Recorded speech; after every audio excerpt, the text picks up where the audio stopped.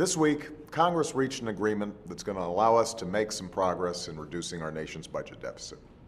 And through this compromise, both parties are going to have to work together on a larger plan to get our nation's finances in order.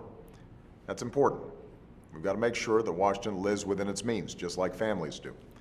In the long term, the health of our economy depends on it. But in the short term, our urgent mission has to be getting this economy growing faster and creating more jobs. That's what's on people's minds.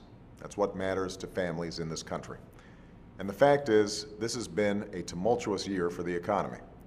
We've weathered the Arab Spring's effect on oil and gas prices, the Japanese earthquake and tsunami's effect on supply chains, the economic situation in Europe. And in Washington, there was a contentious debate over our nation's budget that nearly dragged our country into financial crisis. So our job right now has to be doing whatever we can to help folks find work, to help create the climate where a business can put up that job listing, where incomes are rising again for people. We've got to rebuild this economy and the sense of security that middle-class families have felt slipping away for years. And while deficit reduction has to be part of our economic strategy, it's not the only thing we have to do. We need Democrats and Republicans to work together to help grow this economy. We've got to put politics aside to get some things done.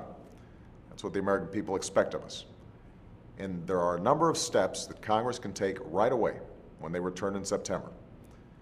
We need to extend tax cuts for working and middle-class families so you have more money in your paychecks next year. That would help millions of people to make ends meet. And that extra money for expenses means businesses will have more customers and will be in a better position to hire. Yesterday, I proposed a new tax credit for companies that hire veterans who are looking for work after serving their country.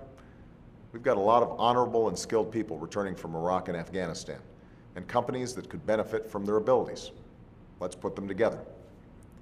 We need to make sure that millions of workers who are still pounding the pavement looking for jobs are not denied unemployment benefits to carry them through hard times. We've got to cut red tape that stops too many inventors and entrepreneurs from quickly turning new ideas into thriving businesses, which holds back our whole economy. It's time Congress finally passed a set of trade deals that would help displace workers looking for new jobs and that would allow our businesses to sell more products in countries in Asia and South America. Products stamped with 3 words: Made in America. And we ought to give more opportunities to all those construction workers who lost their jobs when the housing boom went bust. We could put them to work right now by giving loans to companies that want to repair our roads and bridges and airports, helping to rebuild America. Those are a few common sense steps that would help the economy. And these are ideas that have been supported by both Democrats and Republicans in the past. So I'm going to keep calling on both parties in Congress to put aside their differences and send these bills to my desk so I can sign them right away. After all, both parties share power. Both parties share responsibility for our progress.